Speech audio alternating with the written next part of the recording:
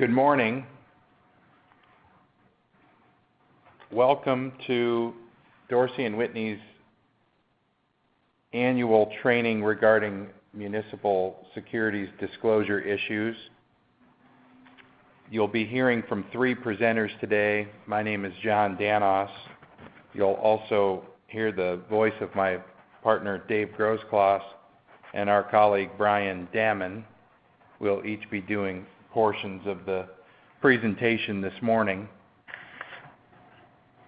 We understand this is not a directly interactive webinar, but we would like to encourage you to take advantage of the opportunity to submit questions that might arise for you during the program by email. You should see on your computer the email address, but I'll read it aloud in case you're not looking at a screen. Email any questions to Hammond, HAMMOND .emily@dorsey.com. Our fellow attorney Emily will be collecting your questions during the program, and we will reserve a little time at the end to address those. So, as we approach today's presentation, we will be focusing in on securities regulations that relate to bond market transactions that your issuer might engage in. We're going to focus on giving you some definitions, some glossary of terms. We'll give you an overview of what we mean when we talk about this world of disclosure and continuing disclosure.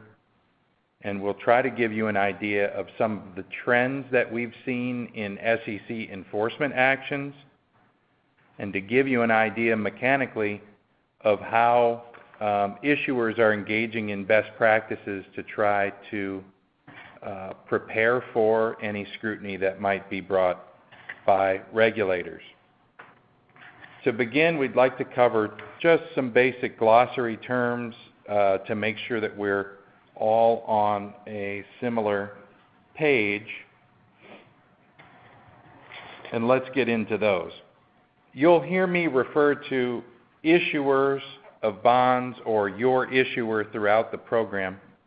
By issuer, we mean a governmental entity that issues bonds, in this case, into the bond market. We'll talk about financial advisors and municipal advisors.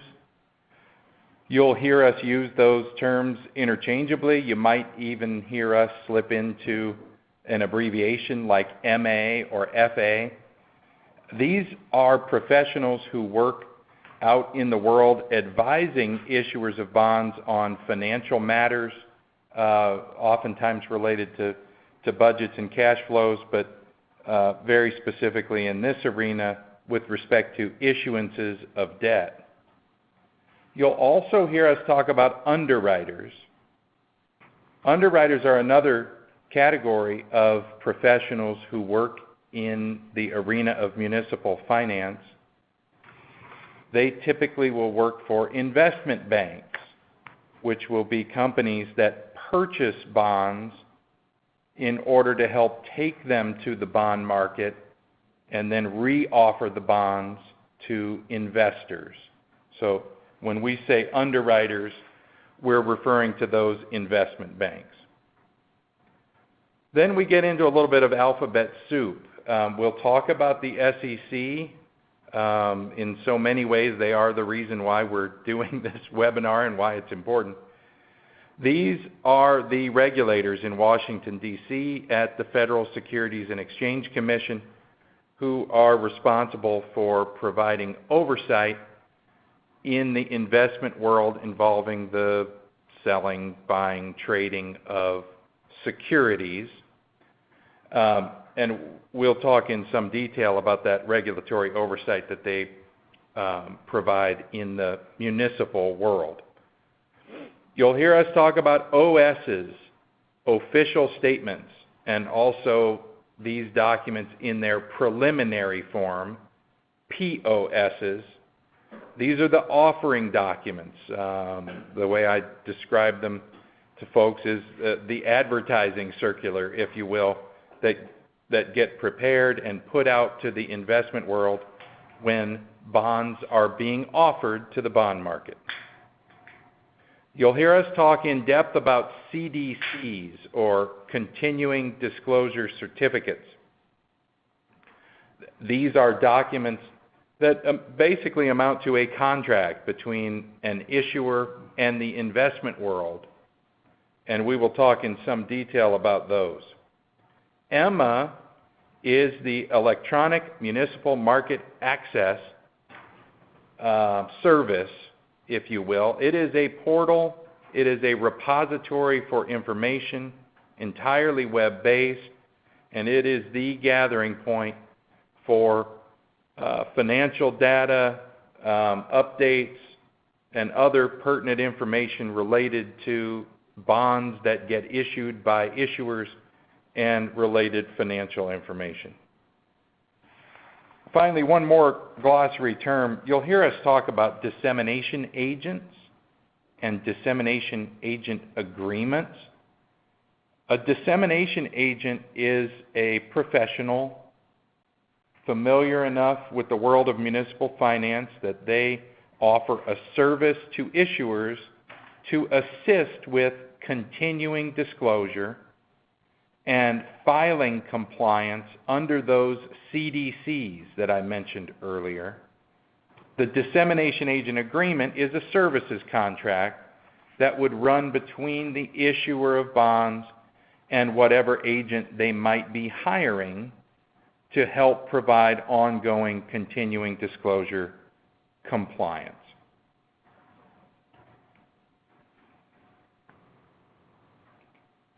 Along the same vein of helping you to understand some of the jargon that we throw around, we did want to take a moment to talk a little bit about bond counsel and disclosure counsel roles.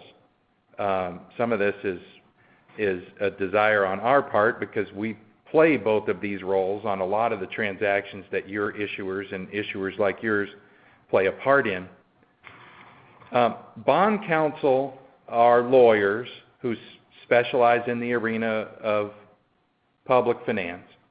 And for decades and decades, bond lawyers have been employed on bond issues and loans and credit transactions for cities and counties and school districts and states and districts, whatever, local government entities and the like, to help prepare the legal documents like resolutions or ordinances or contracts, certificates, and other related bond documents to help facilitate the legality of these deals under state law, and also to look at federal tax law and to give an opinion about the tax-exempt status of any particular municipal credit transaction, or the taxable status, as the case might be, from deal to deal.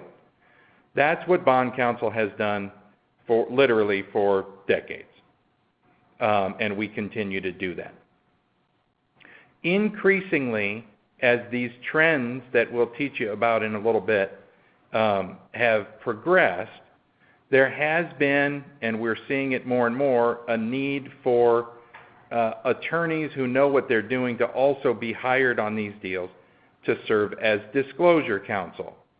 And as the name suggests, when hired as disclosure counsel, the attorneys will attend to reviewing securities-related regulations and helping the issuer to ensure that those regulations are being attended to and that the issuer is in good standing and in a good position to maintain compliance, not only when the bonds are initially being sold, but also in that continuing disclosure environment that happens after the bonds are sold and long after you may even have already spent the proceeds on the bonds. So disclosure counsel will help look at your deal, help teach you about the securities regulations, help review your preliminary official statement, sometimes help in the preparation of that document, and advise on how to best position yourself to do good things with respect to continuing disclosure. And just like bond counsel, in our disclosure counsel role, we are oftentimes asked to give a legal opinion with respect to regulatory compliance, called a 10b-5 opinion. Our basic objectives for today are to help you get a better understanding of what your responsibilities are on an ongoing basis with respect to securities regulations post-issuance, and also to help you understand what's happening as you lead up to a sale of bonds and what it takes to be in good compliance with a preliminary official statement.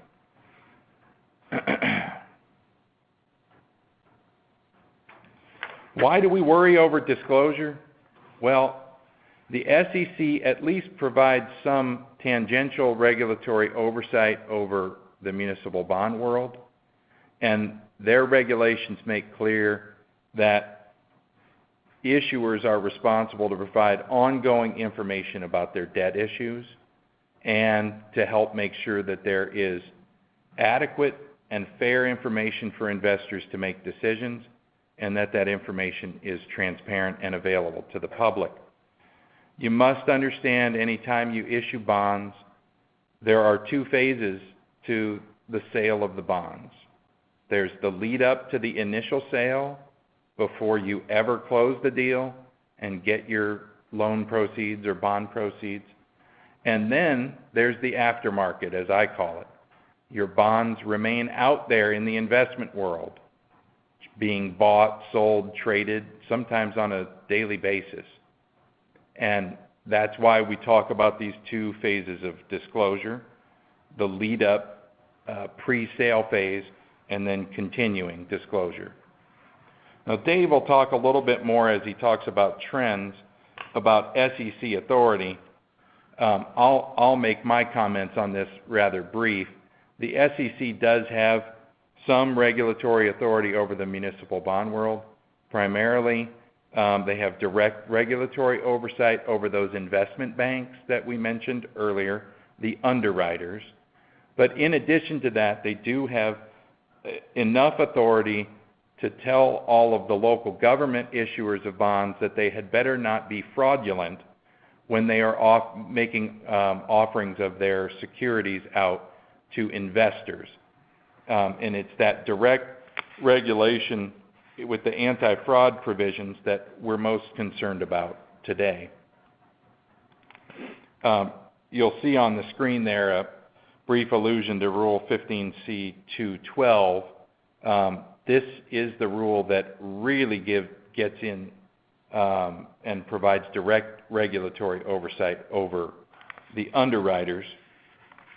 And it is the rule that will require ultimately that your issuer enter into those CDCs, or continuing disclosure agreements. I've mentioned the pre-sale phase. This is on the screen now, just a sample cover page of an official statement or a preliminary official statement. They start in a preliminary form, and after the interest rates and the prices on the bonds are determined, they get converted into a final form. We're not going to go into any detail about the text that's on that page, but I will say that this is your advertising document.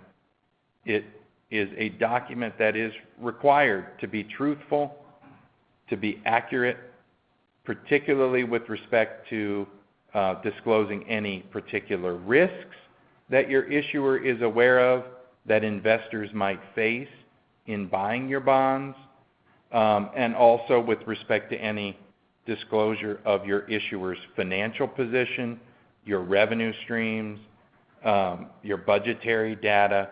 You need to be making sure that these documents are containing truthful, fulsome, and accurate information. Who's responsible for that official statement? Well, ultimately, the primary message we want you to hear is that your issuer is responsible for that official statement. We routinely advise that in a preliminary form, these official statements, before they ever go out to investors, should be shown to your governing body, your board of supervisors, your city council, your board of directors or trustees, for their review at least several days ahead of when they might meet formally to approve the document. It is your issuer's document. Now, ultimately, there may be some other parties that play a role in the preparation of those documents who have some professional responsibility as well. For example, when we're hired as disclosure counsel, we certainly take our responsibility seriously to help do what we can to put together a compliant document. Once the bonds are sold and prices are available, these get converted from a preliminary form into a final form. For the sake of time, I'm just going to leave my comments on that there. Issuers are also responsible for post-sale disclosure. We mentioned these CDCs. On your screen now, you will see an example cover page of a continuing disclosure certificate. These get prepared and included actually in your preliminary official statement so that the investment world can see the ongoing disclosure commitment that your issuer is going to make with respect to the bonds. And then it gets executed by the city or the issuer prior to the deal closing as well. And these continuing disclosure certificates give you two main categories of responsibility in this arena of post-closing disclosure. Number one, you will be expected to do some annual routine reporting, which for most issuers is going to include putting your audited financial statements up on EMMA, that electronic portal service that I mentioned earlier. And then in addition to that, your annual reporting may also include the need to take some of the financial and operating data, or maybe all of it, that was included in your official statement when you were originally selling the bonds, and to update that data on an annual basis. The second category of disclosure that you'll be responsible for is material events reporting. The regulations have identified several types of occurrences that really by regulation are considered to be material and are the types of things that you must update the investment world on in real time if they occur. So your CDC will list out those material events, and these are things like you fail to make a payment on time on a bond issue, you call in a series of bonds for redemption. If you are an issuer that has a bond rating, if your rating changes in one direction or another. When you become aware of those types of material events, these continuing disclosure undertakings require you to report those through EMMA to the investment world. You can see on the screen a list of the 14. We're not running through the entire list today for sake of time, but if any of those become relevant for you, you ought to be discussing with your dissemination agent, your disclosure counsel, or your bond counsel. With that, I'm going to turn the program over to Dave to talk to us a bit about trends in regulations. Thank you, John. Emily, I think you mentioned we do have a question. Why don't we at this point try and address that? There is a question. So this question is, You're supposed to post your annual audit to Emma. What if your city was subject to a special audit by the state auditor? Do you have to post that too?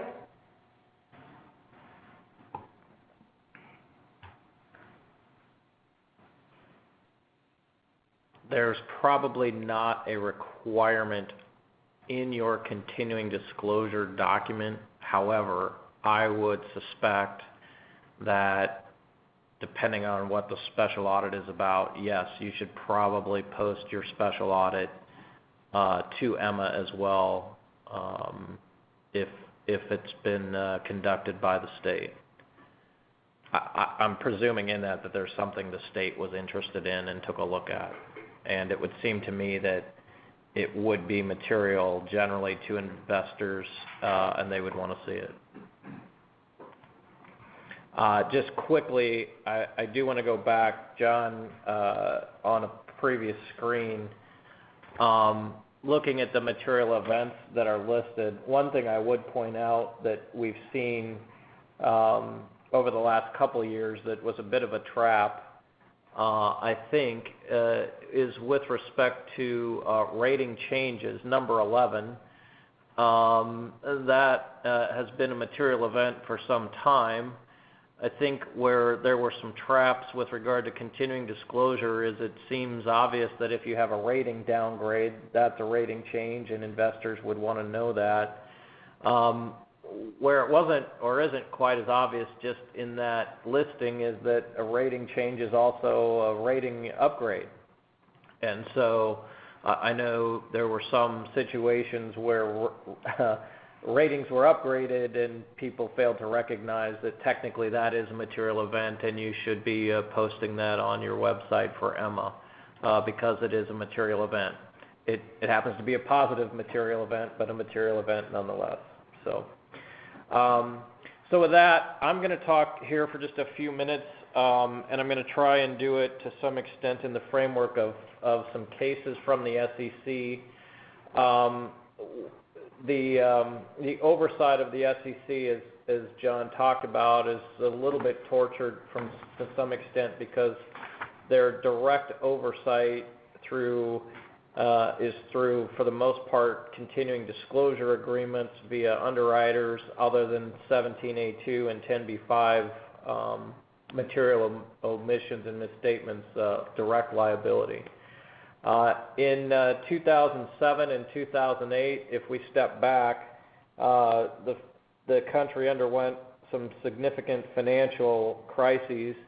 Hard to believe it's already been 10 years ago, but it has. A result of that was Dodd-Frank, and due to some pretty bad actions in other parts of the financial system of the country, of course, the financial system in the municipal world was not going to be left unscathed, and so it was about that time that the SEC started to really take a much, much more active role for all of us in the world of municipal finance.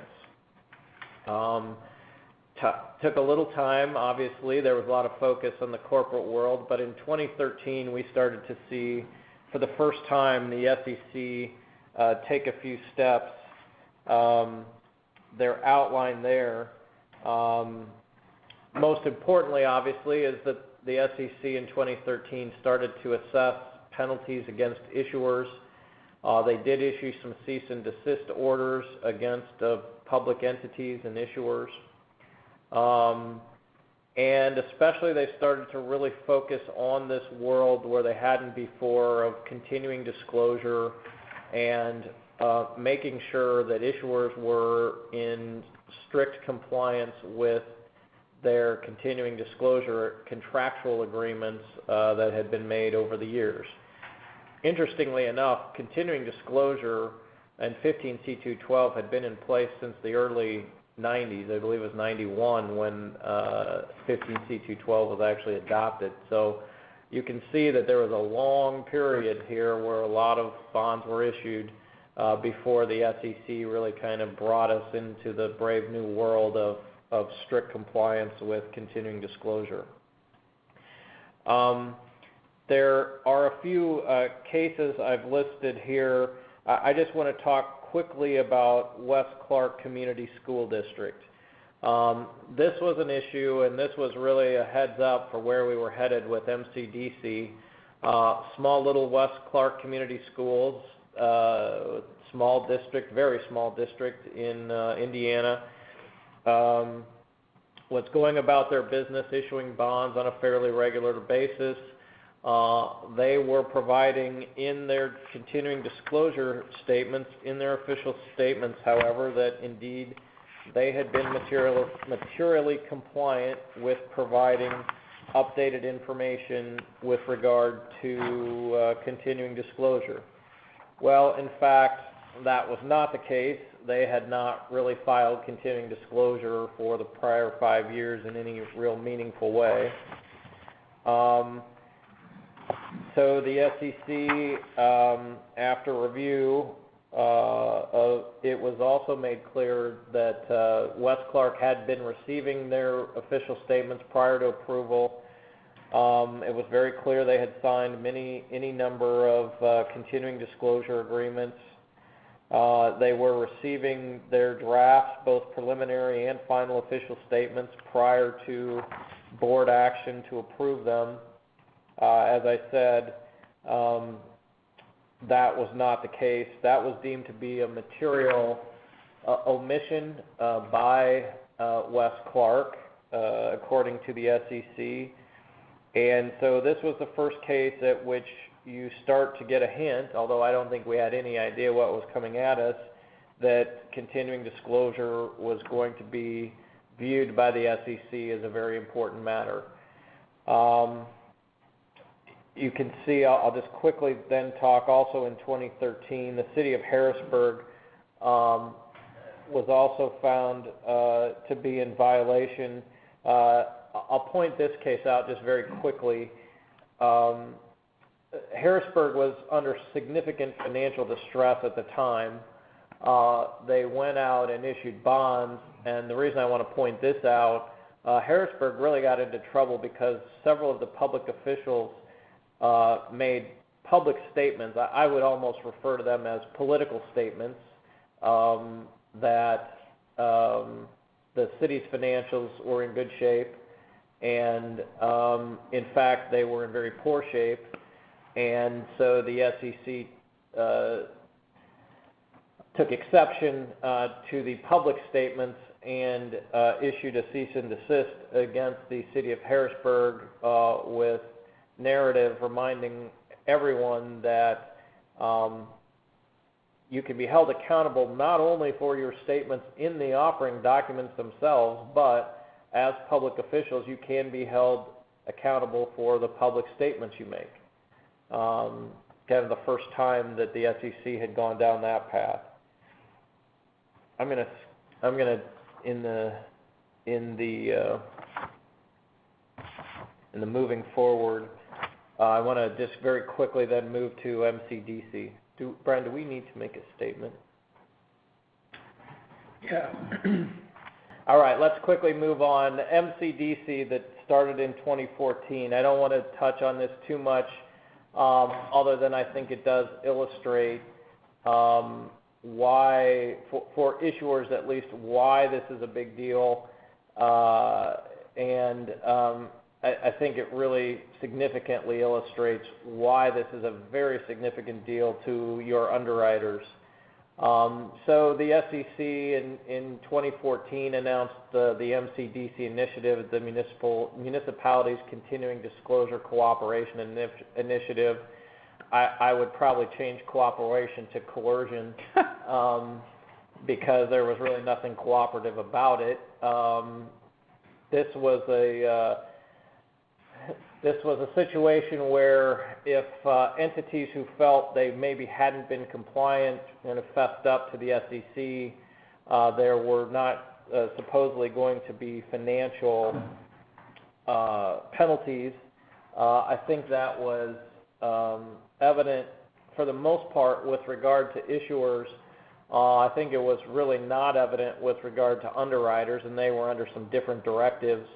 But ultimately, I think basically every underwriter in the entire country had to pay $500,000 as part of their settlement agreements for all the transactions that they had taken part in through the years. You can see here there were 72 72 orders issued for underwriters, 72 orders issued for issuers. You can see there the fines range pretty significant to, there was a provision for underwriters that you could cap your penalties at $500,000, and so that was kind of the release valve for many underwriters in terms of limiting their liability. Let me just quickly talk then about what we learned about materiality and non-compliance as a result of MCDC. So, and then let me just say, when we go through then and analyze as we look at continuing disclosure, I'll call them foot faults or missteps now, these are the kinds of things that we use to guide us as to whether we need to put them in official statements and so on. So the first one, failure to file an audited financial statement, fairly obvious. In this case, the annual filing was made 33 days late. I think there's a lot of, has been a lot of condensing over time in terms of days late before which we would say you've got problems. 33 days is actually quite a ways out there now. There was a failure to cross-reference to an annual filing elsewhere on EMMA. So one of those situations where an issuer has multiple issues outstanding, probably a QSIP that was not cross-referenced. Nonetheless, while certainly any investor could have gone to issuer X to see that their annual filing audits were in place, QSIP not cross-referenced, and the SEC deemed that to be a failure. Also, failures to file with regard to advance refunding. Well, that now goes away a little bit because we can't advance refund tax-exempt bonds. So, but with regard to refundings generally, just be reminded that you are required to properly apprise the market that those bonds are going to be called. Other guidance, certainly I think an obvious one, but the SEC reminded us that silence is not a defense, so to speak. Silence actually means that indeed you have complied, so don't think that if you just don't say anything that gets you, that cures your problem. You can see there, notice of failure to file must accompany a late or missing filing. So you'll see often if you look at our language, we state that kind of as a capture sentence that with regard to any failures that you also probably failed to file the notice that you failed to file. It seems rather redundant, but nonetheless the SEC deems that to be material. Moving on, notice that even if you've gone back and you've updated your filings, you need to state when and the filings that you did miss, and that misstatement and omissions can't be cured by subsequent filings of amendments to official statements. I think the example there is not a great one. 4 months is pretty late. Nonetheless, you can't go back, so to speak. I'm going to kind of move forward. With regard to issuers, I'm not aware of any issuer that actually was required to pay a financial penalty. There was certainly one of the requirements that caused significant heartburn was that the issuers did have to admit that they would cease and desist from future violations. There thankfully were not a host of entities that actually were called out. I think the way it basically broke out on the issuer compliance with regard to MCDC, there were approximately 2 entities in every state that ultimately had to enter into cease and desist orders. Lucky for them.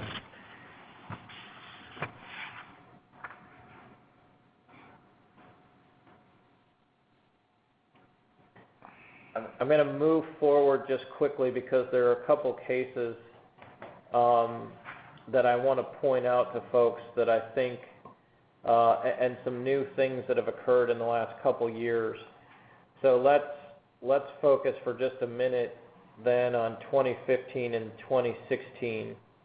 So now the SEC, as they've moved forward, we know they're serious. The SEC now, I think, is following a pattern in the municipal world that you would have expected a little more in the corporate world, and that is they're now also honing in on the individuals involved. And so in the last couple of years, they're now bringing penalties against specific actors within the issuers, mayors, city managers, so on and so forth. So, and obviously I don't think anybody, you're dealing with a federal regulatory entity. As an individual, this gets to be very difficult because not only are they imposing financial penalties, but they're basically then imposing restrictions on being any part of municipal financings. And for most folks in this world, not being able to be part of a financing is fairly a restriction on the remainder of your career. So I wanted to kind of hone in on a couple of these newer cases because I think what I've tried to pick out of these I don't think are necessarily issues that aren't faced on a fairly regular basis. So let's talk just a little bit about this Westlands case.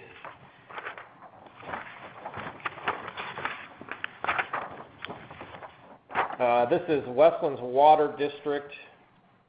It's the SEC versus Westlands Water District, Thomas Birmingham, and Louis, I think it's pronounced Chipone.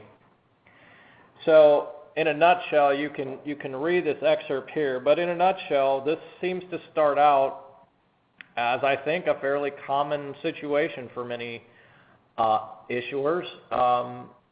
Westlands realizes that they're not going to meet a debt service coverage ratio in their revenue documents. They've issued debt in the past. This is a water utility in essence. They've issued prior debt. They have a 125% debt service coverage ratio. Lo and behold, they come to an audit and they're not going to meet their debt service coverage ratio. So there's a discussion, and interestingly enough, they did actually go to their auditors. And it's sometimes interesting in these situations. You wish that there was a little more fact sometimes in how these things get handled with the professionals involved as well. But nonetheless, they did go to their auditors. Let me step back. So staff alerts Mr. Birmingham and Mr. Chipone, who are the manager and so on, that they're not going to meet this rate covenant. They go to their auditors. Ultimately, it's determined that they're going to, in essence, through accounting mechanisms, view future revenues as having been received. Obviously, that is all done so that they can then show that they've met their debt service coverage ratio of 125. This occurs for their debt service coverage ratio in 2010. They go forward, they issue in 2012 as well, and of course, interestingly enough, despite the fact they've talked to the auditors, it is these senior staff people who carry on, they sign official statements, and of course, ultimately it's determined that they clearly had not met their debt service coverage ratio, More importantly, they had not disclosed in their offering documents that they had gone through these accounting methodologies to allow them to show that they did meet them. So that was fraudulent, deemed by the SEC. Mr. Birmingham and Mr. Cipollone faced, as you can see there, personal penalties and cease and desist order with respect to the wetlands district as well. So I think this is kind of an interesting case because, again, I think it's an issue that we all deal with on a fairly regular basis. I think, interestingly enough, it seemed to have gotten worked out with the professional. The accountants must have been accepting of it from an accounting perspective, and yet they didn't disclose it. So there is that part of the case that I think would be very interesting to have a little more detail on. But nonetheless, you can see that did not carry over to their disclosure, and that's where they ran into a problem with the SEC.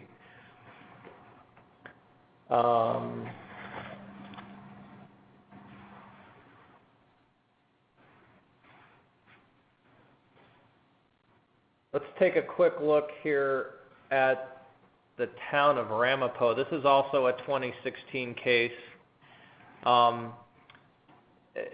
Interestingly, this is a case where the town of Ramapo and the Ramapo LDC, the local development corporation, they got into a financing for a baseball stadium. This one to me is really more about fraud, I think. Clearly you had 4 or 5 individuals here who were moving some money around. The city and the development corp were in some pretty significant financial distress as a result of this baseball field financing. They obviously, though, are going through separately all kinds of bond issues unrelated to this. And within those bond issues, they're not describing at all some of their debt service troubles. There are also some really bad statements that were made in public settings about acting as magicians and so on and so forth.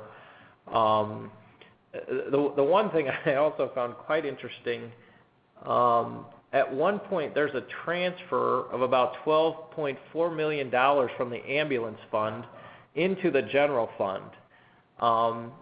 That's quite an ambulance fund transfer.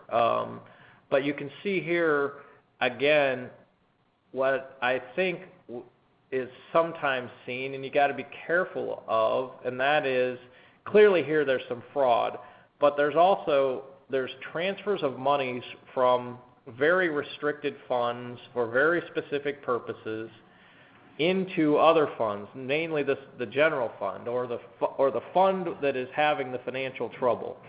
And so I guess I offer this up as, obviously don't commit fraud, but in another case you'll see that there's these inter-fund transfers that you just have to be very careful about from a disclosure perspective, from an accounting perspective, and so on and so forth. I'll let other folks go ahead and read that. Do we have a question? No? Okay, sorry.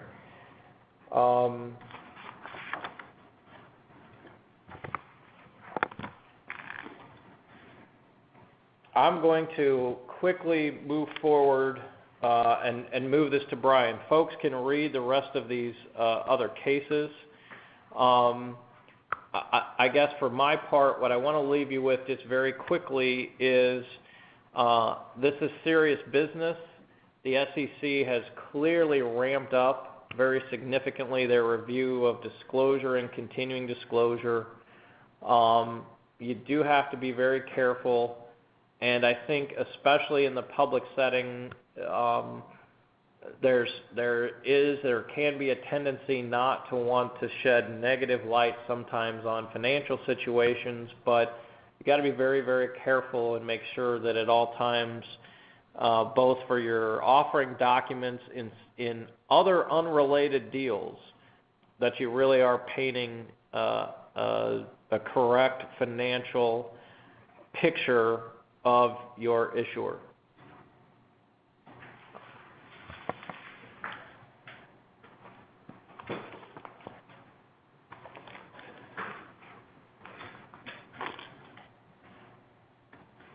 No, thank you very much, Dave. This is Brian Damman. I'll be walking you through continuing disclosure policies, kind of in the backdrop of the terms, the precedent from the SEC, and then what's expected going forward of issuers. And we've had several clients adopt these policies in the wake of the MCDC Initiative, and going forward as clients are issuing bonds, we are having them adopt these policies. And they look to a couple different aspects. We look at the primary disclosure, that's the actual preparation of the offering document or the official statement. Then they also look to the secondary disclosure aspects, that's the continuing disclosure, making sure that all the filings are being made timely. So our policy, again, deals with preparing the OS, and then what is expected going forward during the life of the bonds, but it also covers the annual training and education of staff and elected officials, and that's basically what we're doing here today. And this webinar is actually available. We're recording it right now. There'll be a link available that if you have elected officials or staff or other people that you'd like to listen to this again, it can act as your annual training. The first aspect of the policy is going over the preparation of the offering document. It's been touched upon enough here that it's imperative that the offering document has no statements of material fact that are inaccurate and that it's not misleading. And yes, you can have help from your underwriter, a municipal advisor, or a law firm to prepare the official statement, but at the end of the day, it's your document and you need to make sure it's accurate before it's published. So we'll walk through, it's basically a 5-step process. The first step before step 1 is making sure that you have basically a point person, a disclosure officer, who is coordinating and in charge of making sure that all the boxes are getting checked. And the first step is essentially making a roadmap of the timeline. So when you're starting at the commencement of a financing, you should develop or cause the finance team to develop a plan that includes the preparation of the official statement, as well as a schedule that allows sufficient time for all the work, including drafting and review and participation of all members of the finance team. Step 2 is managing the process and basically the players. Is there an underwriter already involved? Is that not going to happen until the sale of the bonds? Your municipal advisor will be involved, the bond counsel, any underwriters counsel, basically understanding who the players to the game is and making sure that the specific, your city or county or whatever the issuing entity is, information is included. You know your organization best, and it's important to make sure that all that information is in there. And then step 3 talks about developing a program for coordinating staff review of the disclosure information and getting a formal sign-off from the staff. This is important to do to ensure that you're not just rubber stamping a document that's been received a cursory review. It's making sure that all eyes are on it that needs to be, whether it's a city council, board of directors, staff who are also participating in the offering document. Step 4, and we'll touch on this a little bit later, but we need to make sure that all previous failures to comply with continuing disclosure obligations are caught up before the financing. That's an expectation that before you issue bonds, you actually have all of your previous misses or incomplete information up to date. And then step 5, we say generally you should have at least 7 days for everyone to review the document. That goes to the idea this isn't a rubber stamp. Everybody needs to have a chance to review the document, and it's good to document the idea that everybody has seen the official statement. So now we're going to pivot into the idea of continuing disclosure, the ongoing obligation to make annual filings and material event filings. So this goes to the meat of the rule that you're required to make filings on the Emma website that John talked about earlier. We provide a 13-point plan to provide continuing disclosure compliance. I'll summarize those because it's very similar to what's likely already in your policy. Our first point is making sure that there's someone who's overall responsible, who's actually, again, the point person, making sure that all the boxes are getting checked. And that includes making sure annual filings are being made, material event notices are being filed, voluntary notices, which we'll touch on later, and then anything else that may be required.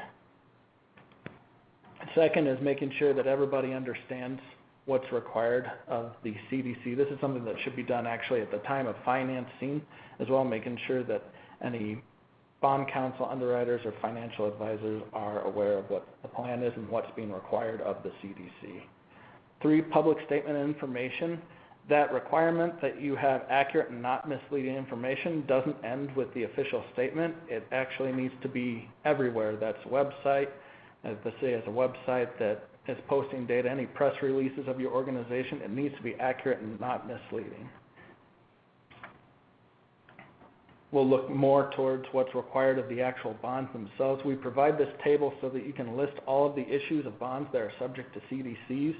And want to include the name, the date, final maturity, deadline for filing, annual report.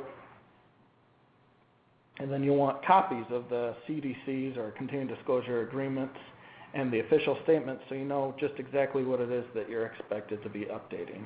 And then we provide as well a per issue page where you can list out the tables that you need to update, the annual filings, what the timeline is for that as well. If you'd like, you can actually sign up for email reminders on Emma. If you have a dissemination agent who's doing a lot of this heavy lifting for you, they'll probably be providing reminders for you as well. But we have here at least 30 days prior, but you can sure start whenever you have the information ready. You can start gathering up the tables and the audited financial statements. Earlier is better because it's not fun to be kind of against a hard deadline on this. We suggest 10 days before the filing, and again, earlier is better, to double check. If we miss anything at this stage, your next official statement is going to have the statement that, oh, by the way, we missed this table. So it's good to check, double check, and recheck again. And then 3 days prior, but again, earlier is even better, we get things actually filed on Emma, and that should take care of your annual filing obligation. Now, list of event filings, we've talked about this earlier. It's basically making sure that if any of these 14 items that we discussed before have happened, be it a bond call, defeasance, rating change, payment delinquencies, that filing is made no more than 10 days after the event on Emma. And then the disclosure officer should also act as the point person for any investor inquiries. Then voluntary information filing, this kind of goes along with the question we received earlier. If anyone is suggesting that you are filing something beyond what is required in your CDC, you should probably speak with a finance professional, bond counsel, disclosure counsel first, because yes, sometimes it's nice to provide additional information, but with each statement you're also exposing yourself to additional liability. Sometimes there are times when it makes sense to do a voluntary information filing, but other times you can expose yourself to more liability than what you'd like. The third and final aspect of our policy is essentially what training is involved to staff and governing body members. Again, I'll just quickly review this, but it breaks down to annual training, specific training, and governing body training.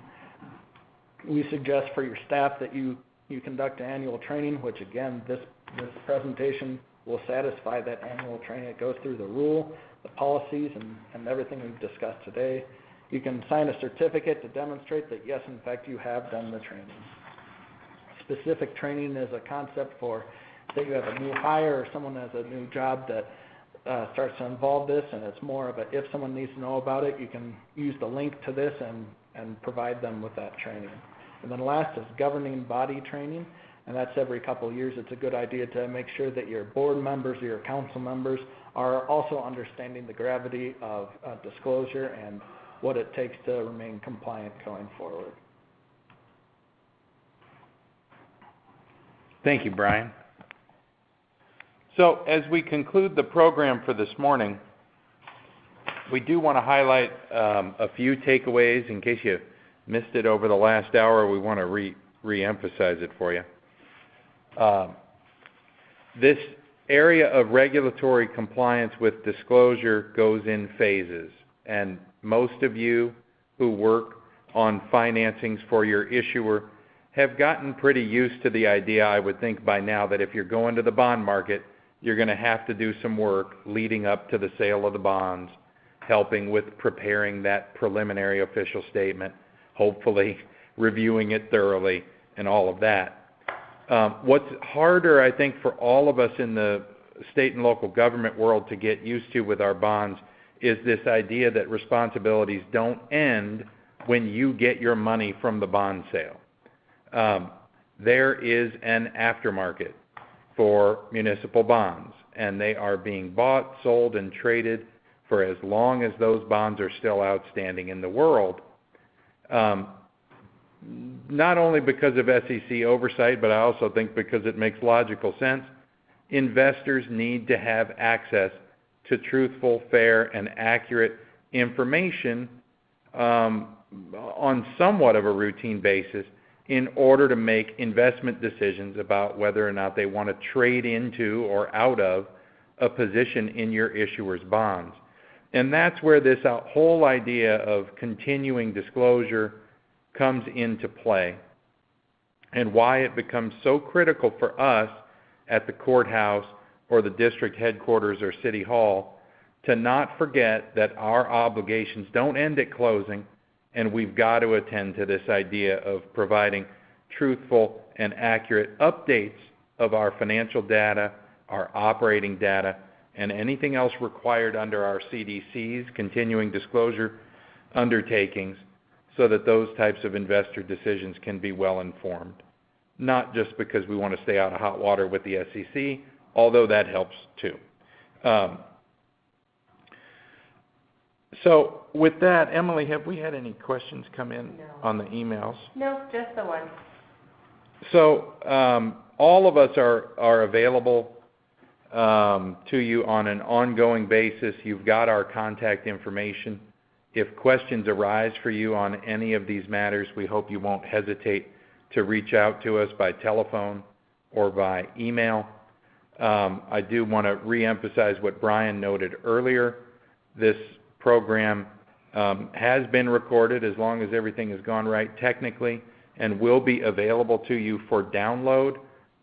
We want to encourage you to reach out to us and feel free to use that in those ongoing training efforts that Brian had mentioned. If you have other training needs that you'd like to discuss, we're certainly available to help try to educate elected officials or to do additional programs. We hope you'll reach out to us. We appreciate your time this morning, and we hope you have a very fine day. Thank you.